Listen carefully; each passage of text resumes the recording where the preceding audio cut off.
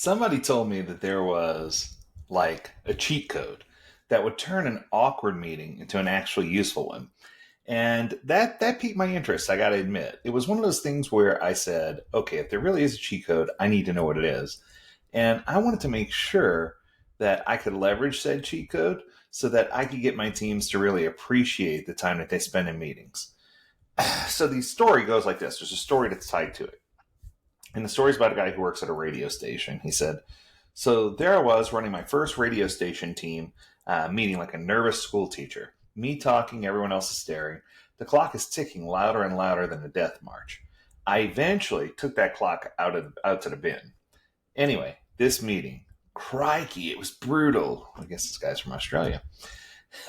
I prepared this brilliant agenda, printed copies for everyone, even brought proper biscuits from the good shop, not the crappy one on the corner. I spent 20 minutes explaining our radio station's quarterly targets, new broadcasting procedures for a royal family member's death, and exciting growth opportunities. Then came the moment of truth. Any questions? Of course it was silence, but not the good kind of silence. The please make this stop, make it end kind of silence. Jenny from Radio Ed Production was examining her fingernails. It looked like her fingernails held the secrets to the universe. Editor Mike was planning his weekend shopping at IKEA. And Sarah, the radio sales director, she seemed to be counting how many meetings like this she'd have to sit through before she actually could retire. It was one of those kind of things. My stomach did that weird, like, you're going to be sick thing. And you know the one that says, you're losing them faster than during a boring radio phone-in on your favorite snack. I don't know what that means, but okay. I felt like the comedian dying on stage, except this was supposed to be a productive business meeting, not amateur hour at a local pub. But here's what I learned about that awkward team meeting. The problem wasn't the agenda. It's that you're the only person that has one. I want to say it one more time. The problem isn't the agenda. The problem is that you're the only person that has one. Rather than soldiering through another one-way broadcasting session, I deployed a sneaky coaching question that changed everything. Here we go. Ready? Here's the question. What's one thing we do in these meetings now that wastes everyone's time? The silence stretched. Then Jenny looked up from her fingernails. Well, we spent ages on updates. We could just read them in an email. Mike nodded. And half the stuff doesn't apply to my radio presenters anyway. Although Mike was responsible for the radio output if a member of the royal family died, but I digress. Sarah added nervously, Phil, darling, how about we discuss real problems instead of just policy changes? Boom. Everything had shifted. They weren't bored because they didn't care. They were bored because I was treating them like an audience instead of like participants.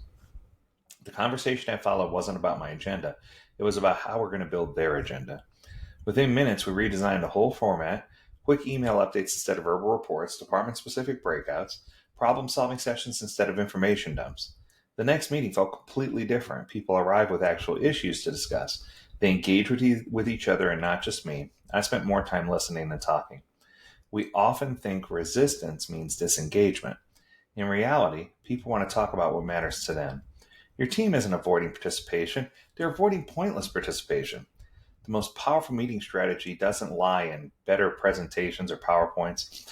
It's the sneaky question that makes them co-designers of a conversation. So, my thoughts. I love the story, and someone sent the story to me. I appreciate it. One of our faithful followers sent that story over. What I can tell you is, for me, I've been in those meetings where people were just totally out of touch. And it felt like, the comparison I always use is Office Space. I felt like I was at Inotech, where people just didn't care about anything because, well, why would they, right? And what I can tell you is when you involve and get other people involved, that's really, when you start talking about what matters to them, that's when you're going to start to see these huge changes in your organization. And they all come from a positive light. They all come from a place of love. But I think that even though you had really good intentions with your agenda, and even if you plan the agenda ahead and send it ahead, you can still optimize this meeting by making sure people have a team working agreement in place. And that's what this is all about.